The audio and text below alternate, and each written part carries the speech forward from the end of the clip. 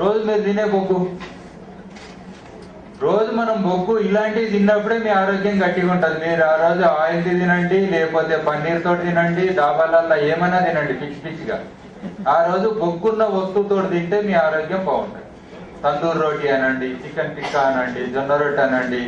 ఎవరైనా బొగ్గులాగా కాలకుండా ఇస్తే ఏమంటారు? కాలలే అంటారు. అంటే నల్లగా ఒక్క చుక్కాని ఉండాలి, అవునా కదా? అంటే అదే మనకు ఆరోగ్య రహస్యం. ఆ రోజు మీరు అదే రొట్టెతో తిన్నప్పుడు ఎప్పుడన్నా ఆరోగ్యం చెడిందా? ఎప్పుడు చెడదు. కాబట్టి బొగ్గు మనకు ఒక మెడిసిన్ లాగా. అట్లని మొత్తం బొగ్గు తినలేరు, గుర్తుపెట్టుకోండి. తింటారా బొగ్గు? తినలేరు, కానీ కొంచెం అవసరం. సో ఆ రకంగా ఆహారంలో రోజు మనం తింటూనే ఉంటాం ఇప్పటికీ. అంటే రొట్టెలు మంచిది కాబట్టి బొగ్గు చాలా తగ్గిపోయింది. కనీసం పండ్లు తోమేటప్పుడన్నా కొంచెం మింగవచ్చు. కొంచెం తింటే పొద్దున పూట కొంచెం పోయినట్టు అవుతుంది కదా. నెక్స్ట్, మన ఇల్లు కూడా బయోచార్ బ్రిక్స్ తోటే కట్టినాం. మన రీసెర్చ్ సెంటర్ జన్గాన్ దగ్గర ఉంది. మన కమిషనర్ సాబ్ అన్నారు మీకు కూడా ఒకసారి ఛాన్స్ ఇస్తాం ఇటు రావడానికి, చూడడానికి. ఇక్కడ ఒకటి కాదు, అన్ని ఉన్నాయి. బొగ్గు తయారు చేసే విధానాలు ఉన్నాయి, బొగ్గు ద్వారా అన్ని ఉపయోగాలు ఉన్నాయి. తర్వాత పొయ్యిలు ఉన్నాయి, పొయ్యిల మ్యూజియం ఉంది. నెక్స్ట్ ప్రెజెంటేషన్ అది పొయ్యిల మీద ఉంది, అది చూడండి. నెక్స్ట్ మోటార్ ఇదా దాని తర్వాత మన చెట్లకు కూడా నీళ్లు పోసే అవసరం లేదు. ఒక్కోసారి మీరు ఇప్పుడు ఇటు వచ్చి 4 రోజులు ఇటు ఉంటారు, రోజు నీళ్లు పోయిపోతే చెట్లు ఉంటాయని అంటారు కదా. అవసరం లేదు. బొగ్గేసిన చెట్లల్లో దయ్యం కూడా పోతుంది. మీకు తెలుసా? నిమ్మకాయ, మిరపకాయలు, జీడి గింజ అన్ని కడతారు. ఆఖరికి ఏం కడతారు? బొగ్గు. సో బొగ్గుతోటి దయ్యం కూడా మాయమవుతుంది. అంటే అందులో గుంజుకునే చెడుని గుంజే శక్తి అంత ఉంటది అన్నట్టు. అర్థమైంది కదా? ఇంట్లో ఎవరైనా చనిపోతే ఇంటి ముందర పెట్టి బొగ్గు, మంట, పొగ, పూర్తి అదే పెడతారు. ఫస్ట్ ఇండికేషన్ అది. ఎవరైనా ఇంటి ముందర చనిపోయారంటే ఏంటి వేస్తారు కదా. అన్ని సంప్రదాయాలు ఉన్నాయి కదా. నెక్స్ట్,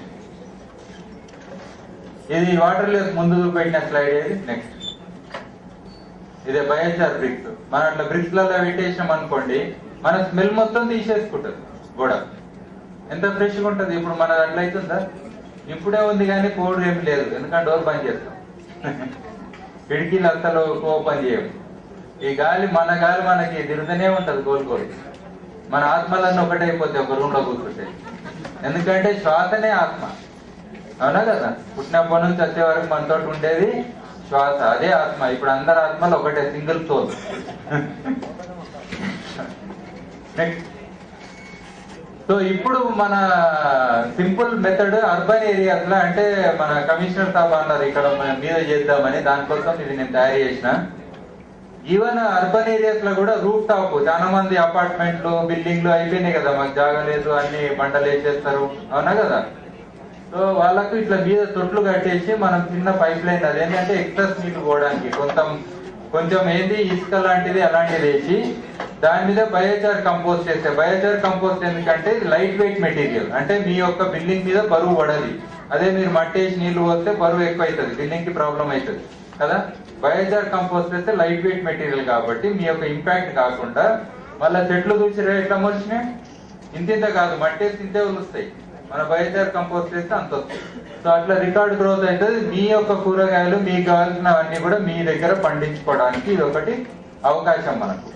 నెక్స్ట్, ఇదే మన ఇంట్లో కిచెన్ వేస్ట్ ఉంటది కదా. జనరల్ గా మనం ఒకరోజు చెత్త పడేయకపోతే ఏమైతుంది?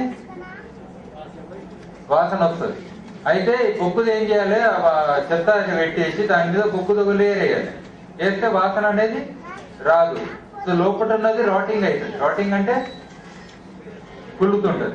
ఈ కుళ్ళిన తర్వాత మళ్ళీ మనం వర్మీ కంపోస్ట్ కో ఇక్కడ వేయచ్చు, అవునా కదా? సో ఈ బొగ్గున్నందుకు మన స్మెల్స్ సపరేట్ అయినాయి కదా. సో హ్యాపీగా మనం ఇంట్లోనే చేసుకోవచ్చు కదా. చెత్తలు రాకపోతే ఇల్లంతా కంపు అవుతుంది, తెలుసు కదా. సో ఆ ప్రాబ్లమ్స్ మనకు ఉంటాయి. అట్లనే మన ఎరువు మన ఇంట్లోనే తయారవుతుంది. నెక్స్ట్, ఇట్లా బ్యూటిఫుల్ గార్డెన్ చేసుకోవచ్చు. మన ఇంట్లోనే కిలోమీటర్లు నడవాల్సిన అవసరం లేదు. ఇట్లా రౌండ్ లాబిరింత్ అని అంటారు వీటిని. స్టేషన్ మళ్ళీ మీరు కూడా నేర్చుకోవడానికి వీలైతుందని ప్లాన్ చేసి ఉంటే ఆ టైప్.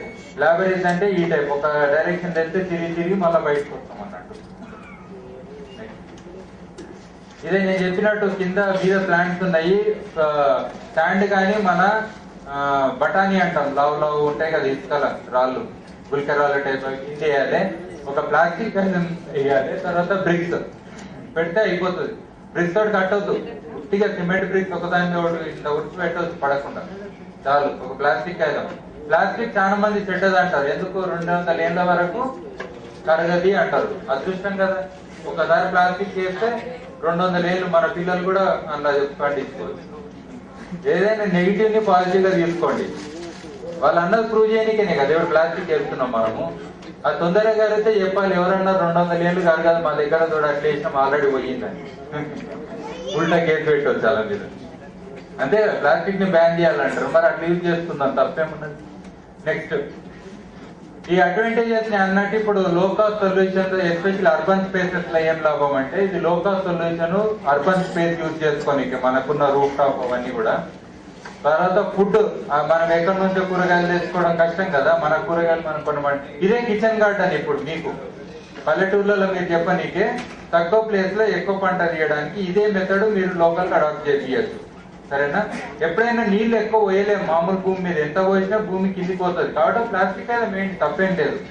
ఊర్లలో కూడా మీరు కిచెన్ గార్డెన్ చేపించినప్పుడు భూమి మీద అయినా సరే ఒక ప్లాస్టిక్ అయితే మేపిండి, ఎందుకంటే నీళ్ళు ఎన్నెన్నో వస్తారు, ఎండాకాలం ఎన్ని నీళ్ళు పోసినా భూమికే పోతుంది కదా. సో అట్లయితే ఇదే మోడల్లో మీరు కిచెన్ గార్డెన్ చేపియచ్చు. తర్వాత ఫ్రెష్ అండ్ న్యూట్రిషియస్ ఫుడ్ ఇది అవైలబుల్ క్లోజ్ టు హ్యాబిటేషన్. మీరు ఎవరైనా ఒప్పుకుంటే మీ దగ్గర వచ్చి, ఇప్పుడు మన మంగళపల్లి గ్రామం మనోళ్ళు అంటారు రమ్మంటారు, కావాలంటే వాళ్ళు ఒక మోడల్ చేస్తామంటే ఇటుకలు కూడా అవసరం లేదు, కొంచెం గుంతలాగా తీస్తే అదే పని అయిపోతుంది. ఊర్లలో మనం ఇటుకలు కూడా అవసరం లేదు, కొంచెం పిట్లాగా తీసి ప్లాస్టిక్ ఏదైనా వేసి మళ్ళీ నింపేస్తే పని అయిపోతుంది, అంతే కదా. ఖర్చు కూడా చాలా తక్కువ, పెద్ద ఇదేం కాదు మనకు. తర్వాత ఫ్రెష్ న్యూట్రిషియస్ ఫుడ్ ఉంటుంది. తర్వాత ఎకనామిక్ మన సేవింగ్స్ కూడా అయితే పైసలు మిగులుతాయి. వేస్ట్ ని యూజ్ చేసుకున్న వాళ్ళం అవుతాము. కార్బన్ సిక్వెస్ట్రేషన్, ఎందుకంటే బొగ్గును భూమిలో పాస్తున్నాం కాబట్టి గాల్లో ఉన్న కార్బన్ ని భూమిలో 1000 ఏళ్ళు పాతినామంటే భూగోళం వేడెక్కడం కూడా తగ్గించిన వాళ్ళం, దీనే కార్బన్ సిక్వెస్ట్రేషన్ అంటారు. తర్వాత ఎమిషన్ రిడక్షన్ చేసినాం, కంపు వాసన తగ్గించినాం, అవునా కదా. అసలైన ప్రాబ్లం అదే, ఒక కంపు వస్తుందని ఇంకో కంపు కొట్టుకుంటాం. ఏం కంపు అది? సెంట్లు. ఎన్ని కొట్టుకున్నా అసలు అర్థమే కాదు. ఎవరి కోసం కొట్టుకుంటారంటే నాకు ఆన్సర్ చెప్పరు. పక్కన వాళ్ళ కోసమా మీకోసమా, అది నాకు ఆన్సర్ ఇంతవరకు దొరకలేదు. ఎవరి కోసం కొట్టుకుంటారు? పక్కల కోసమా?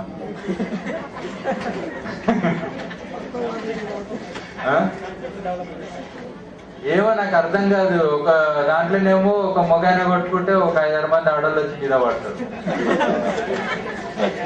అడ్వర్టైజ్మెంట్ నాకు ఏం అర్థం కావాలి. అది బ్యాన్ చేసారు తెలుసా మీకు? తప్పు అని చెప్పి కంప్లైంట్ ఇస్తే అట్లా ఇయ్యొద్దు అన్నందుకు బ్యాన్ చేసారు, లేకపోతే వస్తుంటే మొన్నటిదాకా అడ్వర్టైజ్మెంట్. చాలా డేంజర్ సెంట్లు, సరేనా. సో నెక్స్ట్ ఇగో ఇట్లా ఈ గార్డెన్ ఆల్రెడీ నేను చేసిన మన రీసెర్చ్ సెంటర్ లో ఉన్నది జనగాం దగ్గర. ఇవన్నీ ప్రాక్టికల్ గా చేసి చెప్తున్నాయి మీకు, ఏది కూడా పుట్టి చెప్పేది ఏం లేదు. చాలా అన్ని రకాలు అల్లము, ఉల్లిగడ్డ, ఎల్లిగడ్డ, మీరు ఏదైనా పేరు చెప్పండి, అన్ని వేసేసినాం. ఏమైతే మన నమ్మకం మన బయోచార్ కంపోస్ట్ మీద కదా, అన్ని మళ్ళీ తప్పేమున్నది. అడవిలో ఏదైనా ఒకటే చెట్టు ఉంటుందా? అట్లా ఉంటది కదా. అడవిలో ఎప్పుడైనా అన్ని కలిసి ఉంటాయి, 10 రకాలు. ఒక తీగ ఉంటది, ఒక చెట్టు ఉంటది, ఒక చిన్న బుష్ ఉంటది, ఒక చిన్న గడ్డి ఉంటది, అన్ని ఉంటాయి. సో అట్లనే పెంచండి, తప్పేముంది. మీకు అన్ని రకాలు అవసరం కదా. అది నెక్స్ట్ శ్రీకాకుళం. ఇది ఉల్లిగడ్డ ఎంత మంచిగా వచ్చింది, ఉల్లిగడ్డ, ఎల్లిపాయ అసలు అది నిలబడలేకపోతున్నాయి. ఇట్లా పోయి మొన్న క్లస్టర్ బీన్స్ అంటే గోరుచిక్కుడు, గోకరకాయ అంటాం కదా, అది ఎంత మొలిచిందంటే దాదాపు 12 feet పెరిగింది. వీడియోస్ అన్ని ఉన్నాయి మీకు కనబడతాయి యూట్యూబ్ లో, నా పేరు కొట్టి చూడండి ఏదన్నా కనబడుతుంది. అసలు నిచ్చెనేసుకొని గోరుచిక్కుడు తెంపాల్సిన పరిస్థితి, అది రికార్డు. అది నెక్స్ట్. ఓకే, ఇది అయిపోయింది. ఇప్పుడు పొయ్యిల గురించి ఒకటి ఉన్నది, సరేనా. ఈ 2 చెప్తే నా జన్మ ధన్యం అవుతుంది. ఎందుకంటే కమిషనర్ గారు ఇప్పటి 2-3 సార్లు చెప్పారు పొద్దున్న నుంచి, నేను చెప్పలేదు అనుకో. అది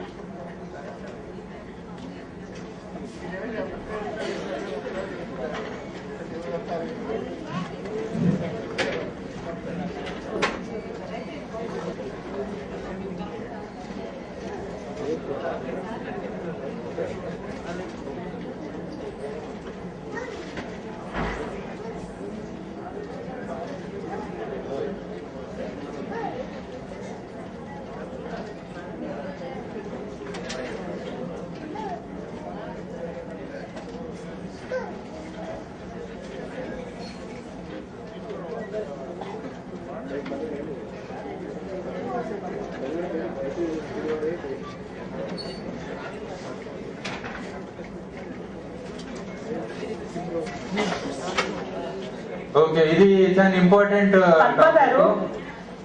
ఎందుకంటే పొయ్యిలు డిటిఎం పద్మ గారు ఒకసారి వాళ్ళకి హెల్ప్ చేస్తున్నారా? ఇల్లు లేనోళ్ళు ఉంటారు కానీ పొయ్యి లేనోళ్ళు ఉంటారు, కరెక్టేనా? అబ్బో బాబు ఆ మేడం. పొయ్యి అనేది కంపల్సరీ మనకు పండుగ చేయాలంటే పొయ్యి అలిస్తేనే పండుగ. గ్యాస్ పొయ్యికి ఏం అలుస్తారు?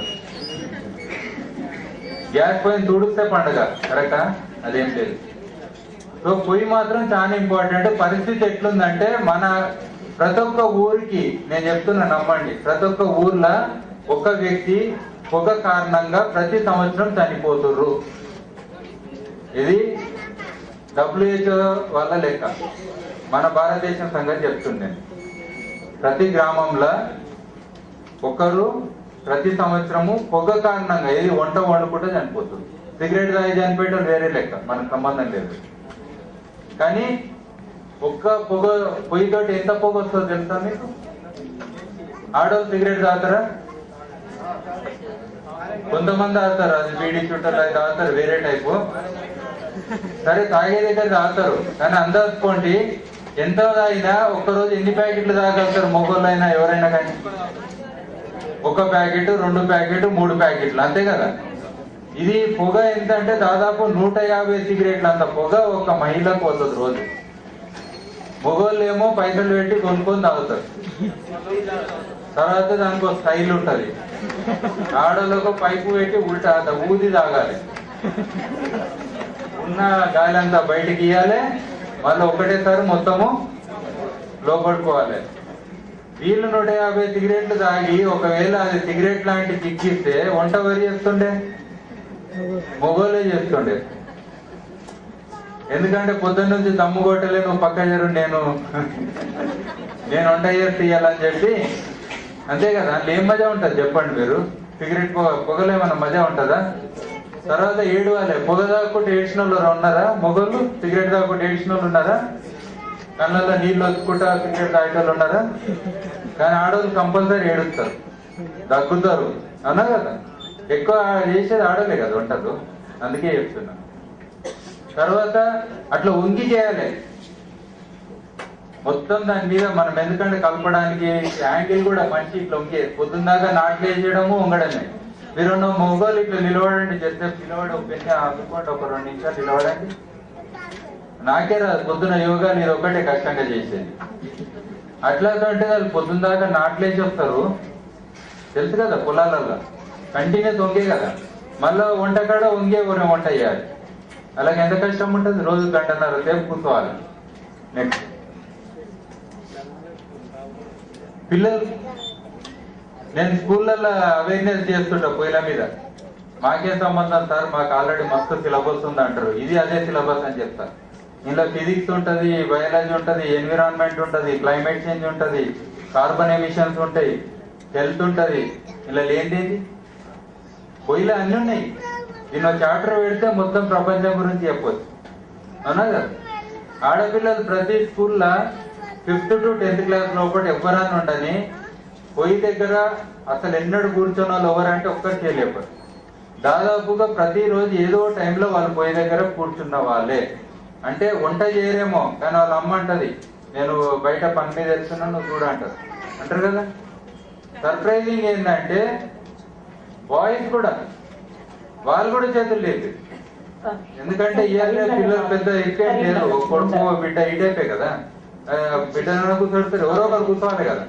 సో కాబట్టి వాళ్ళు కూడా చేతులు లేదు. సో మొత్తం అందరూ ఈ అనుభవం ఉన్నోళ్ళే. చిన్న చిన్న పిల్లలు ఆ వేడి అదంతా తల్లు తేడైతుంది. మీకు తెలుసు కదా, ఆడపిల్లలు ఎక్కువ తెలివైన వాళ్ళు. ఒప్పుకుంటారా? ఒప్పుకోరా? 10th క్లాస్ రిజల్ట్ చూడండి, ఎవరు ఎక్కువ వస్తారు? నిజంగానే వాళ్ళు ఎక్కువ తెలివైన వాళ్ళు. అందుకే మ్యారేజ్ లో మొగోళ్ళు ఏజ్ ఎక్కువ ఉంటుంది, ఆడల్లో కొంచెం తక్కువ ఉంటుంది. ఇద్దరు ఏజ్ ఏమైతే ఉల్టా అవుతుంది, ఆడికైనా సరిపోతారు. చాలా మందికి తెలియదు, పెళ్లి అయినాక తెలుస్తుంది ఎంత తెలివైన వాళ్ళు. కనీసం అప్పుడన్నా తెలుసు కదా, మొగోళ్ళకి తెలియదా? పెళ్లి అయినాక తెలుస్తుంది. సో అది వీళ్ళ ప్రాబ్లం ఏంటంటే ఈ పొగ మూలన మైండ్ డల్ అయిపోతుంది, వండి ఉల్టా అవుతారు. దాని మటుకు ఒక ఏజ్ వరకు మంచి తెలివి ఉంటది. వంటకాడ ఎక్కువ కూర్చొని కార్బన్ మోనాక్సైడ్ ఏం చేస్తా అంటే మన బ్రెయిన్ లో ఆక్సిజన్ తగ్గిస్తుంది. తగ్గిస్తే ఒక మత్తులో పోయినట్టు ఉంటారు, ఆటోమేటిక్ డల్ అవుతుంది. అది ఇదే పొగతోటి మంట ఇవన్నీ ప్రాబ్లమ్స్ మస్తున్నాయి మనకు. ఆ 3 రాళ్ళ పొయ్యి చూడండి ఎట్లా ఆమె కనబడుతుందా మనకు. నెక్స్ట్ ఆది మానవ టైపు ఇంకా పొయ్యిలు పెట్టుకొని వంటుండు మనిషి అన్ని ఉన్నాయి. టీవీలు వచ్చినాయి, అన్ని వచ్చినాయి, సెల్ ఫోన్లు వచ్చినాయి, కంప్యూటర్లు, ఇప్పుడు మినీ ల్యాప్టాప్లు అన్ని వచ్చినాయి. కానీ పొయ్యిలు మాత్రము 3 రాళ్ళే. మీ ఇళ్ళలో దగ్గర 3 రాళ్ళు ఉన్నాయా? అబద్ధం ఎందుకు, బయట ఉంటది కంపల్సరీ నీళ్ళ కోసం అన్నా. లోపల ఎంత మంచిగా ఉన్నా బయట కూడా పెడతాం. 3 రాళ్ళే కదా పొయ్యి ముందు. పొయ్యి అంటే ఏంటి? ఫ్రీ పొయ్యి. పెద్ద పొయ్యి అనేదే లెక్కలేదు అసలు మనకు. రెండేంది చుట్టాల్లో ఇంకోటి అవుతుంది. ఏమన్నా ఫంక్షన్ గింక్షన్ అంటే పెద్ద 3 రాళ్ళు పెద్ద పెద్ద తెచ్చి పెడితే పొయ్యి అదొక్కటి ఆలోచన చేయరు. కూరగాయలు, మటన్, చికెన్ అన్ని చేస్తారు, మసాలాలు, కానీ పొయ్యి గురించి ఆలోచన చేయరు. ఎందుకంటే 3 రాళ్ళే కదా. ఎవరింటి వల్ల పీకినా వస్తాయి అప్పటిదప్పుడు. నేనైతే ఊర్లో పొయ్యి కట్టేది ఉంటే కాంపౌండ్ వాళ్ళు వీక్లీ కట్టాల్సి వచ్చింది. ఇటుకలు లేవారు. నెక్స్ట్ సో ఇప్పుడు మన ఇష్యూ ఏంది? ఒక దిక్కు కట్టెలు కొడుతున్నాము, ఒక దిక్కు కట్టెలు మోస్తున్నాము, తర్వాత ఒక దిక్కు చెడ్డ పొయ్యిలు ఉన్నాయి. అయితే మనకు మంచి పొయ్యిలు కావాలి. లాస్ట్ కార్నర్ చూడండి. ఈ స్లైడ్ మీకు చెప్పట్లో ఇంకో ఉద్దేశం కూడా ఉంది. మీకు ల్యాప్టాప్లు వచ్చినాయి కదా, కంప్యూటర్ ఎట్లా ఉపయోగించుకోవాలని మీకు కొన్ని ఎగ్జాంపుల్ చెప్దామని రకరకాల పెట్టినాను. సరేనా? మీరు చూడండి ఫోటోలు, నేను చేసిన స్కెచ్లు ఇవన్నీ చిన్నగా పెయింట్లో చేస్తాం. మీరు అవి కూడా అబ్జర్వ్ చేయండి. ఓన్లీ నేను చెప్పే సబ్జెక్ట్ ఒకటే కాదు. ఎవరికైనా ఒక సినిమా చేస్తే ఎన్ని కోట్లు ఖర్చు పెడతారు? మరి నేను నా కంట్రోల్ ఏంటి, ఒక పిచ్చి ప్రెజెంటేషన్ పట్టుకొని నా బ్రహ్మానందం కాదు, నా మహేష్ బాబు కాదు, నా హీరోయిన్ అక్కర్లేదు నా పక్కన. బిజినెస్ మ్యాన్ పక్కన హీరోయిన్ ఉండాలి. ఎందుకు? బిజినెస్ మ్యాన్ అని ఓన్లీ సినిమా తీయచ్చు కదా, అవుతుందా?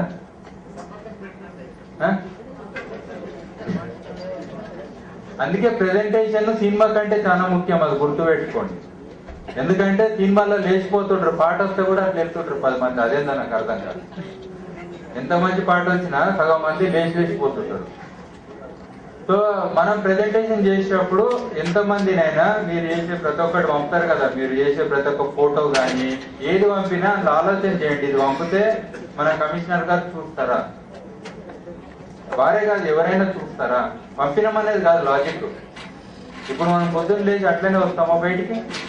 లుకింగ్ గుడ్ అంటాం కదా. మనకి ఎన్ని ప్రాబ్లమ్స్ ఉన్నా ఎట్లుంటాం మనం? ప్రాబ్లమ్స్ ఉన్న లెక్క ఫీల్ అవుతామా వేరే వాళ్ళ ముందట? హౌ ఆర్ యు అంటే ఏమంటాం? అట్లనే ఫైన్ గా చూపెట్టాలి. నాకేదో ప్రాబ్లం ఉందని మొత్తం ఇక్కడ ప్రాబ్లంలు చూపెడితే పని నడుస్తుందా? సో లుకింగ్ గుడ్ అనేది కామన్. అది మనకి ఎన్ని ప్రాబ్లమ్స్ ఉన్నా ఇతరులకు మన ఒకటి మంచితనం చూపెట్టడమే జీవితం. మ్యాక్సిమం నవ్వడము, ఆర్టిఫిషియల్ నవ్వుతామా లేదా? బాగున్నారా అంటే ఏమంటారు మీరు? బాగున్నామని అంటారు, కానీ మొత్తం స్టోరీలు చెప్తారా? అట్లనే. Next government schools. Government schools లా కోట్లు ఖర్చు పెడతారు, కాంపౌండ్ వాళ్ళు కడతారు, బిల్డింగ్లు కడతారు, రూమ్లు కడతారు, పొయ్యిలు 3 రాళ్ళు. నాకు అన్నిటికంటే షేమ్ అనేది ఇది ఒకటే అనిపిస్తుంది. ఫస్ట్ ఇళ్లలో 3 రాళ్ళు ఉన్నాయంటే ఆ ఇంట్లో అట్లా అనుకోవచ్చు, ఎవరి వాళ్ళకంటే పైసలు లేని వాళ్ళు, లేకపోతే వీళ్ళు పైసలు ఉన్న వాళ్ళు, ఏదైనా లాజిక్ లో ఆలోచన చేయొచ్చు, తెలియదు అట్లా. స్కూల్లో చదువు చెప్పే స్కూళ్ళు, వాళ్ళ జ్ఞానం ఇచ్చే స్కూళ్ళు, పర్యావరణం గురించి చెప్తారు, కట్టెల గురించి చెప్తారు. అదే స్కూల్లో ఒక దిక్కు చెట్లు నాటాలని మనము ఉద్యమాలు తీసుకుంటాము. అదే స్కూల్లో ఒక దిక్కు ట్రాక్టర్ లో కట్టెలు వస్తాయి. అదే స్కూల్లో ఇట్లా కట్టెలు పెడతారు. బాగుందా? మరి ఏం చేస్తారు మీరు? భారత్ నిర్మాణ వాలంటీర్స్ అంటే ఫస్ట్ ఇట్లా చూడండి, ఇది చాలా అన్యాయం.